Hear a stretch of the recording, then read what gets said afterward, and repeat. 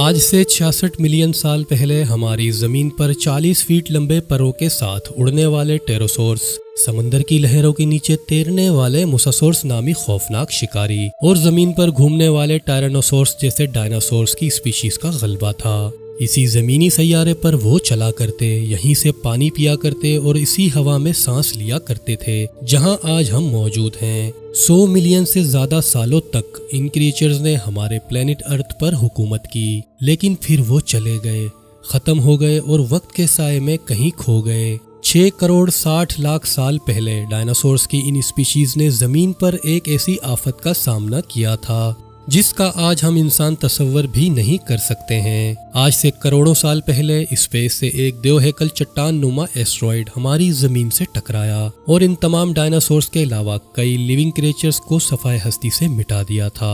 اس وقت حقیقتاً کیا ہوا تھا یہ تو اللہ ہی بہتر جانتا ہے، لیکن کچھ ریسرچرز اور سائنٹسٹ نے ایڈوانس ٹیکنالوجی کی مدد سے ایک نئے ٹائم لائن کی کھوج کی کہ آخر اس وقت ایسا کیا ہوا تھا اور یہ دیو ہیکل ایسٹرائیڈ کہاں سے آیا تھا جس نے زمین سے زندگی کو تقریباً مٹا دیا تھا۔ فزکس میں نوبل پرائز حاصل کرنے والے فزسسٹ لوئس ایلواریز کی تھیوری کو ڈائناسورس کے خاتمے اور اس وقت زمین کی تباہی کے بارے میں مؤثر تسلیم کیا جاتا ہے۔ اس تھیوری کے مطابق بیرونی خلا سے ایک ایسٹرائیڈ جس کا ڈایامیٹر 10 کلومیٹر تک تھا اور وہ سینکڑوں ارب ٹن وزنی تھا، سائز میں وہ ایک ماؤنٹ ایوریسٹ پہاڑ جتنا بڑا تھا۔ یہ ایسٹرائیڈ اسپیس سے سفر کرتے ہوئے زمین کے ایٹماسفیئر میں داخل ہوا، تب فرکشن نے اسے ایک فائر بال میں بدل دیا جس سے اس کا ٹمپریچر 20,000 ڈگری تک پہنچ گیا۔ یہ آگ کا گولہ زمین سے 80,000 کلومیٹر فی گھنٹہ کی رفتار سے ٹکرا گیا، جو ایک بلٹ فائر سے 20 گنا زیادہ تیز اسپیڈ تھی۔ تب اس نے ہوا کو سورج کے ایوریج ٹمپریچر سے زیادہ گرم کر دیا تھا اور اس کے امپیکٹ میں میسیو انرجی ریلیز ہوئی جو 100 ملین نیوکلیئر بامز کے دھماکوں کے برابر تھی۔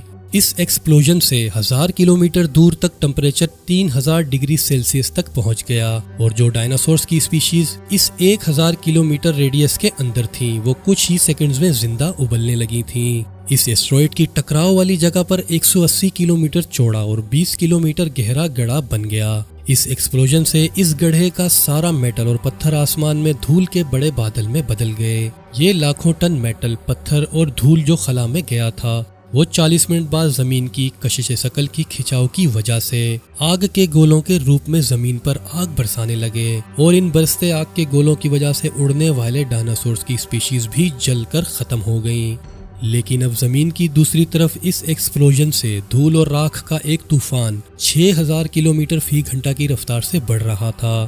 یہ دھول زمین کے کئی کلومیٹر اوپر تک پھیل چکی تھی جس سے سورج کی روشنی کا زمین تک پہنچنا ناممکن ہو چکا تھا۔ آسمان اب ان دھول کے بادلوں سے پوری طرح ڈھک چکا تھا اور زمین کے ہر کونے میں اندھیرا تھا۔ آتش فشاں پہاڑ پھٹ پڑے تھے اور گرم لاوے اگل رہے تھے جس سے زمین کا ٹمپریچر 200 ڈگری سیلسیس تک پہنچ چکا تھا۔ یہاں موجود 80% سے زیادہ جاندار مر چکے تھے اور کروڑوں سالوں سے زمین پر جینے والے ڈائناسورس کا ہمیشہ کے لیے خاتمہ ہو چکا تھا اور زمین پر زندگی تقریباً ختم ہو چکی تھی۔